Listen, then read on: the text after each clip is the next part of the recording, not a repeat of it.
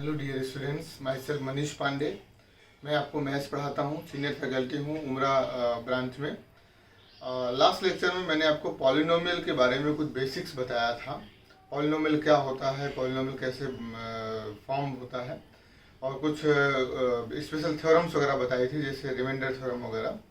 आज मैं उसके आगे कंटिन्यू करूँगा, आपको बताऊँगा फैक्टराइजेशंस वगैरह और फैक्टर थ्योरम क्या होती है, फैक्टराइजेशन कैसे करते हैं, और उसके कुछ बेसिक फार्मूले हैं, वो मैं आपको नेक्स्ट लेक्चर में बताने वाला हूँ। तो आइए मिलते हैं लेक्चर में। तो डियर स्टूडेंट, लास्ट लेक्चर में आपको, जैसा कि आपने देखा, मैंने आपको रिमाइंडर थ्योरम बताया कि रिमाइंडर थ्योरम क्या होता है, उस पर क्वेश्चंस किस तरीके से आते हैं, वो भी मैंने आपको बताया कि किस तरीके से आप रिमाइंडर निकाल सकते हैं। आज अब मैं आपको बताने वाला हूँ फैक्टर थ्योरम कि फैक्टर थ्योरम किस तरीके से एप्लीकेबल होगी और फैक्टर थ्योरम के क्वेश्चन अपन किस तरीके से करेंगे। तो जैसे मान लीजिए मैंने लिखा, मैं आपको बताने वाला हूँ factor theorem.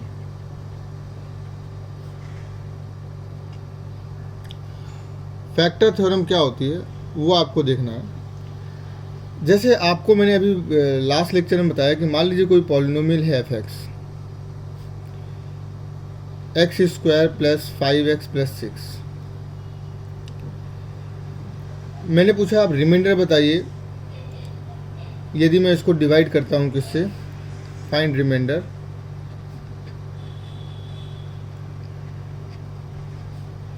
If we divide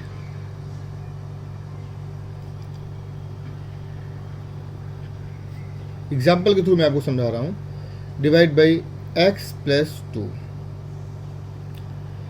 x plus 2 से डिवाइड करूँ तो इसका रिमाइंडर क्या होगा।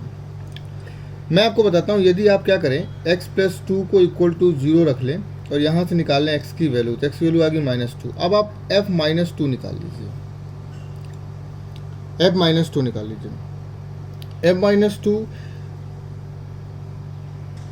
से यदि आप डिवाइड करेंगे, मतलब f माइनस 2 इसमें रख देंगे तो रिमाइंडर आ जाएगा ऑब्वियसली, क्योंकि x माइनस 2 से आपको डिवाइड करना था। तो मैंने आपको बोला था कि x plus 2 is equal to 0 रखिए, x की वैल्यू जो भी आएगी उसको आप इसमें रख दीजिए। तो इसको सॉल्व करने के बाद x की जगह पर -2 रखने के बाद जो भी आंसर आएगा वो रिमाइंडर है। तो चलिए मैं रिमाइंडर निकालता हूँ पहले। तो -2 की पावर स्क्वायर, x की जगह पर -2 रख दिया, प्लस 5 x की जगह पर -2 रख दिया, प्लस 6। आप इसको सॉल्व करेंगे तो 4 - 10 प्लस 6 दैट इज 0। कहने का मतलब ये कि x प्लस 2 से यदि मैं इसको डिवाइड करूँगा तो ये 0 हो जाएगा, रिमाइंडर 0 आ रहा है। जब भी रिमाइंडर 0 आ जाए, आप किसी भी फैक्टर से, किसी भी पॉलिनोमियल से किसी बड़े पॉलिनोमियल को हायर डिग्री वाले पॉलिनोमियल से डिवाइड करते हैं, लोअर डिग्री वाले पॉलिनोमियल से हायर डिग्री वाले पॉलिनोमियल को जब आप डिवाइड करते हैं और यदि रिमाइंडर 0 आता है, तो ये जो लोअर डिग्री वाला पॉलिनोमियल है ये इसका फैक्टर होगा, ये इसका फैक्टर होगा। लेकिन रिमाइंडर इस पर 0 आना चाहिए। रिमाइंडर क्या आना चाहिए? 0 आना चाहिए। हेंस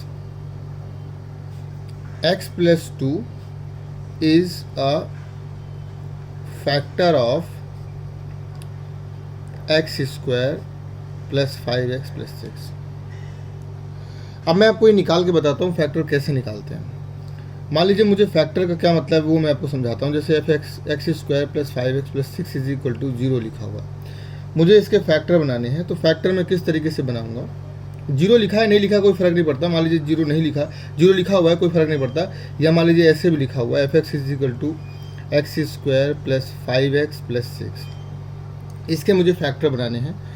तो फैक्टर कैसे बनाते हैं वो मैं आपको बताता हूँ। ये जो 6 लिखा हुआ है, 6 को आप ऐसे दो पार्ट में ब्रेक करिए, 6 को आप ऐसे दो पार्ट में ब्रेक करिए कि जिसका मल्टीप्लाई करें तो 6 आए, लेकिन उन दोनों का ऐड करें तो +5 आए। मल्टीप्लाई करें तो +6 आए, लेकिन उन दोनों का ऐड करें तो 5 आए।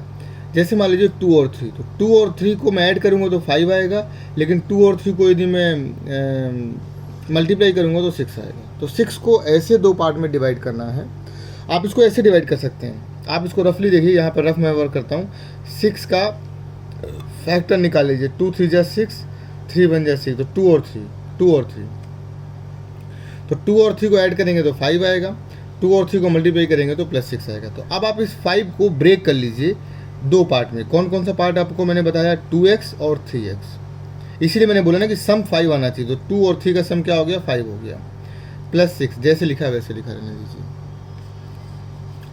इसके बाद इस दो दो करके इसमें कॉमन ले लीजिए, इन दोनों में और इन दोनों में कॉमन ले लीजिए। तो x इसमें कॉमन लेंगे तो क्या आएगा, x प्लस 2, आपने 8th में पढ़ रखा होगा।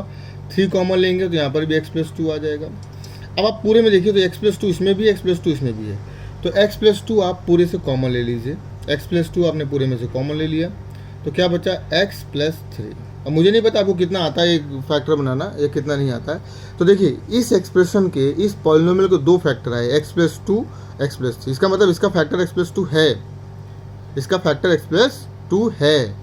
तो वही मैंने बताया, यहाँ पर प्रूव किया ना कि x plus 2 is equal to 0 रखिए, और यदि x की जो भी वैल्यू आ रही है -2, उसको यदि आप पॉलिनोमियल में रख देंगे, यदि 0 आता है तो वो वाला जो टर्म है वो फैक्टर होगा। तो इसी तरीके से इसको भी आप लिख सकते हैं, x plus 2, x plus 3 directly लिख दिया मैंने, इज इक्वल टू 0। तो ये दोनों फैक्टर हैं। कहने का मतलब ये कि यदि किसी पॉलिनोमियल में आपको बताना है, यदि बताना है कि मान लीजिए एक और एग्जांपल मैं आपको बताता हूँ।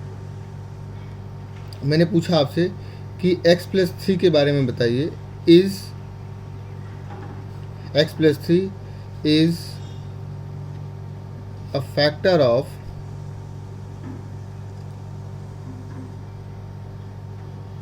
x square minus 7x plus 12, x square minus 7x plus 12। कुछ नहीं करना, आपको क्या करना है, x प्लस 3 को इज इक्वल टू 0 रख देना है, तो x की वैल्यू आ जाएगी -3। अब आपको निकालना है f माइनस 3, किस पर, इस पर, जिसका फैक्टर मुझे बताना है, जिसका मुझे फैक्टर बताना है। यदि 0 आ गया तो ये फैक्टर है, अदरवाइज ये फैक्टर नहीं है, रिमाइंडर 0 आना चाहिए। तो मैंने क्या किया, -3 का स्क्वायर -7 इंटू -3 प्लस 12। तो इसको सॉल्व करेंगे, 3 का स्क्वायर प्लस का 9, 7 3 जा 21 प्लस का 21 plus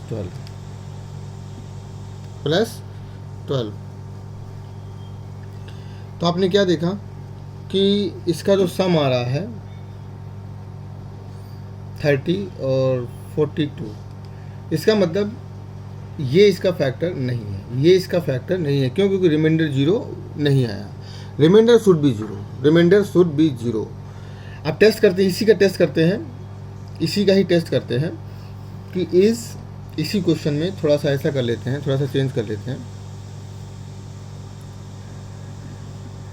is x minus 3 is a factor of x square minus 7x plus 12। अब इसका चेक कर लेते हैं, फिर से आपको वही करना है, x माइनस 3 को 0 रख देना है, तो x की वैल्यू क्या आ गई, +3। अब आप +3 रख कर देख लीजिए, अब आप +3 रख कर देख लीजिए, +3 रख कर देखेंगे इसमें, तो 3 का स्क्वायर -7 इंटू 3 प्लस 12, तो 9 माइनस 21 प्लस 12, तो 12 और 9 21, तो 21 माइनस 21 दैट इज 0। तो इसका मतलब x माइनस 3 इसका फैक्टर है, x माइनस 3 इसका फैक्टर है। मैं आपको निकाल के बताता हूँ कि फैक्टर कैसे है। ये तो सिर्फ इतना पूछा है कि फैक्टर है, तो आपको सिर्फ ये करना है। लेकिन यदि बोल रहे हैं कि निकालिए, आप फैक्टर इसके निकाल के बताइए, इसके फैक्टर निकालिए कौन कौन से हैं। तो फैक्टर कैसे निकालते हैं मैंने आपको अभी बताया, x माइनस 7x प्लस 12 ये लिखा हुआ है, इसके मान लीजिए आपको फैक्टर बनाने हैं। तो फैक्टर आप कैसे बनाएंगे, 12 को 2 पार्ट में ब्रेक करिए कि जिनका प्लस करें तो -7 आए, आपस में प्लस करें तो -7 आए, लेकिन उनका मल्टीप्लाई करें तो 12 आए। जैसे 4 और 3, -4 और -3 करेंगे तो -7 हो जाएगा, लेकिन -4 और -3 का मल्टीप्लाई करेंगे तो माइनस प्लस 12 हो जाएगा। तो मुझे यही चाहिए, दोनों का सम करूँ तो 12 आ जाए, लेकिन दोनों को प्लस करूँ तो 7 आ जाए। तो मैंने क्या देखा कि x को 12 को क्या कर सकते हैं, -4x -3x, -4 -3 करेंगे तो -7 हो जाएगा, लेकिन 4 3 करेंगे तो +12 हो जाएगा, क्योंकि +12 हो जाएगा, +12।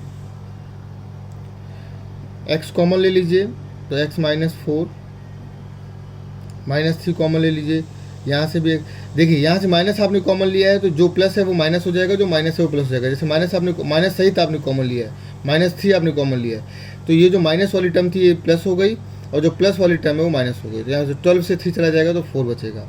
अब x प्लस 4 दोनों में है, x माइनस 4 सॉरी, तो x माइनस 4 आपने बाहर ले लिया, तो x माइनस 4 बाहर ले लिया, तो यहाँ से क्या बचा x और यहाँ से क्या बचा माइनस 3। तो ये देखिए x माइनस 4 और x माइनस 3 इसके दो फैक्टर हैं, इसके दो फैक्टर हैं।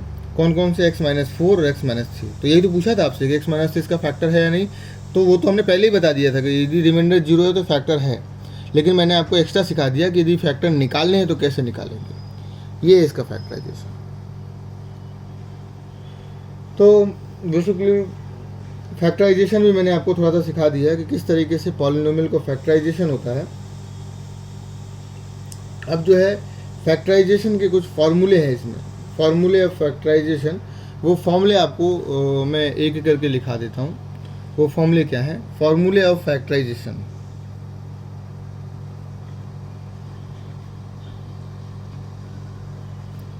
फॉर्मूले ऑफ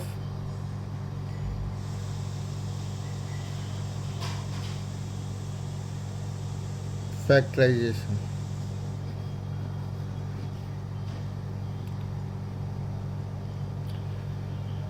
बहुत सारे फॉर्मूले हैं, मैं वन बाय वन आपको बताता हूँ। जैसे आप ये जानते हैं कि x प्लस वाई का होल स्क्वायर, ये क्या होता है? एक्स स्क्वायर, होल स्क्वायर लिखा हुआ है तो आप ऐसे खोलेंगे, x square plus y square plus 2xy,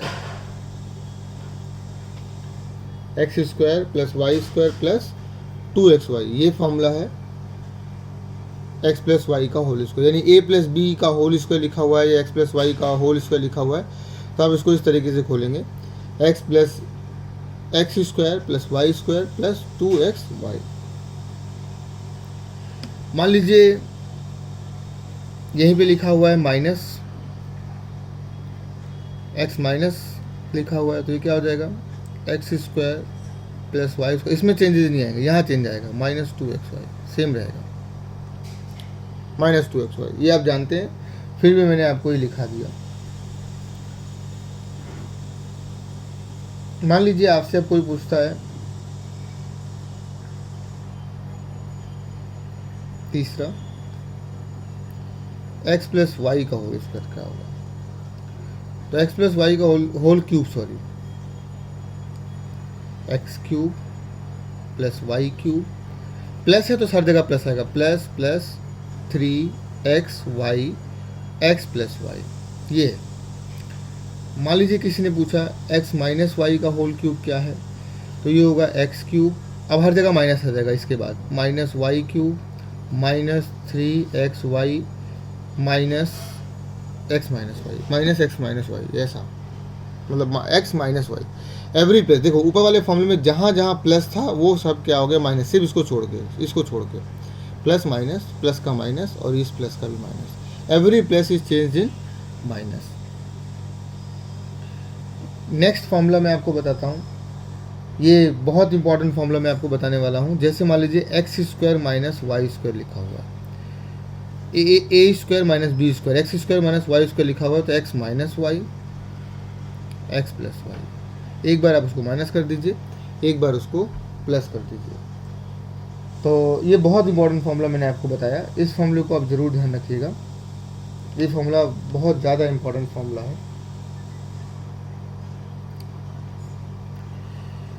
इसके बाद नेक्स्ट फॉर्मूला है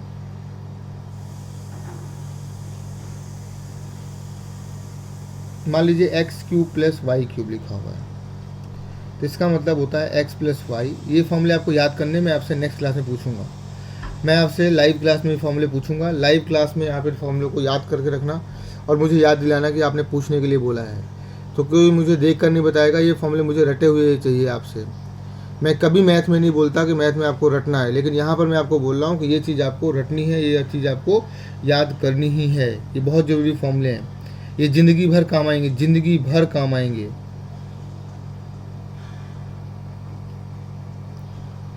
यहाँ माइनस होगा,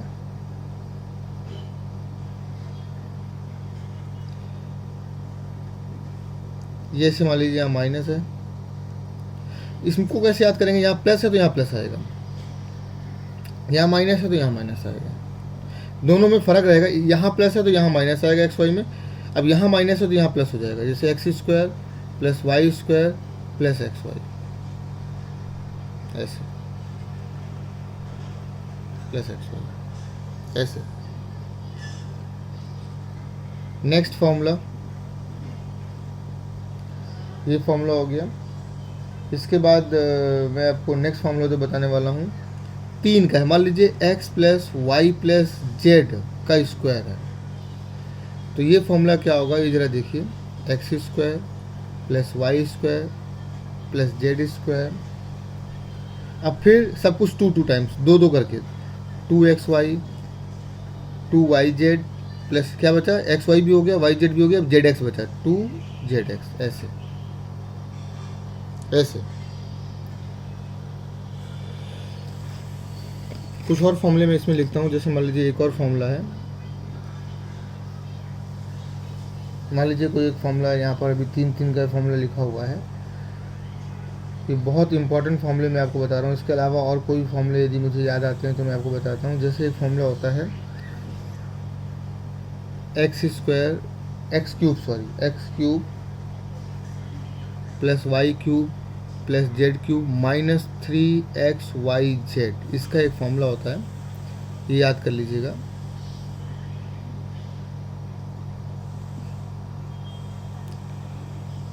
x plus y plus z, x plus y plus z, इसके बाद अंदर x square y square z square minus x y minus y z minus z x. ये 3 वाले आपको नहीं याद होंगे तो कोई दिक्कत नहीं है। 3 वाले मैं इतना जोर नहीं देकर बोल रहा हूँ, 3 वाले यदि आपको नहीं याद होते तो कोई बात नहीं, do not worry about that, ठीक है ना। प्रैक्टिस करेंगे अपने आप याद आ जाएंगे।